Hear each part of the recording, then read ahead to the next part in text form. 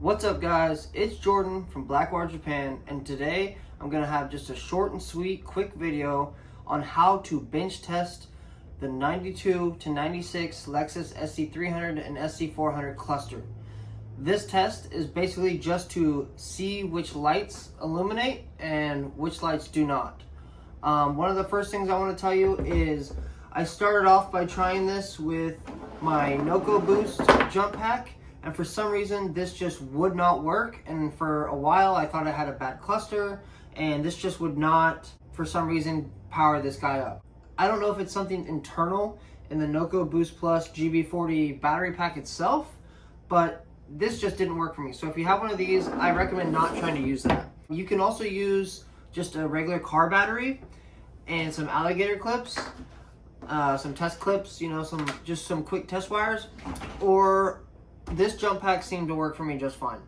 So I'll go into now what wires and stuff is needed to bench test this cluster.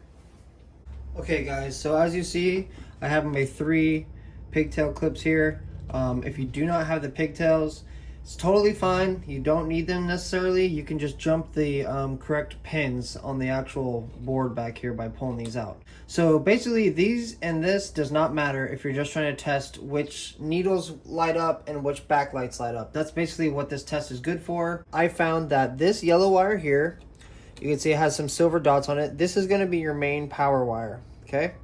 And then all the other wires you don't have to worry about except for these 2 here.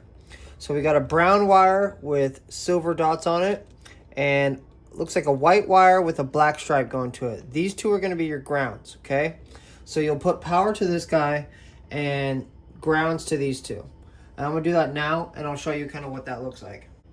So really quick, I'm just going to hook up my alligator test wire clip here to the power, and these 2 to the ground, like so. Now, if you don't have this, basically all you need to know is it's the very top right wire for the power and the very far 2 left up and down pins for the ground. And so if you don't have this pigtail, you can still, as long as you have some test clips that can hook up to that, you should be able to do it just fine, no problem.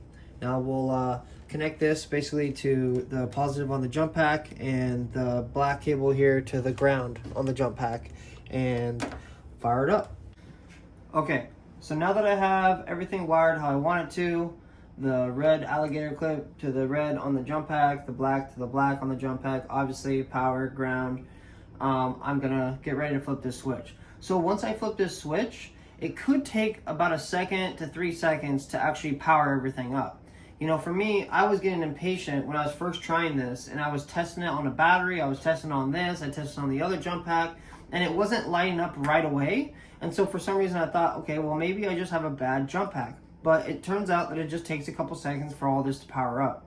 Another thing I want to tell you guys is, if you turn your jump pack on and it doesn't power up right away, check all your wiring. Make sure that you have a good connection with your power and a good connection with your ground on the back of the terminal for the cluster. And as well as the connections to the jump pack. Any little minor issue could make it not power up. Now with all that being said, we're going to flip this switch and the cluster should illuminate. And there you have it. Now it is illuminated. Now I can clearly see what bulbs are out. I see that there's 1 or 2 bulbs right here that are unlit. You can also kind of tap on the back of the cluster and see if anything pops on. These bulbs are really old, so sometimes they just need a good little smacking to make their connection. And also another thing is the oil light will illuminate eventually if you keep this on for a little bit, due to we are actually putting power into the oil light circuit itself. So you'll see the low oil light come on any second now. There it is. And that's pretty much it. So this is a really good test for anyone who wants to replace some backlights, replace their needles, and then test it before it goes into the car so they don't have to keep putting it in and taking it back out. So I hope that helps you guys figure out how to bench test your cluster. This is a pretty easy thing you can do at home after you replace your needles and your backlights, and just do a quick test before you throw the cluster back in the car, and that way you won't have any issues when you go to put it in. If you like this video, please Comment down below, like, and subscribe for more Lexus and Toyota content.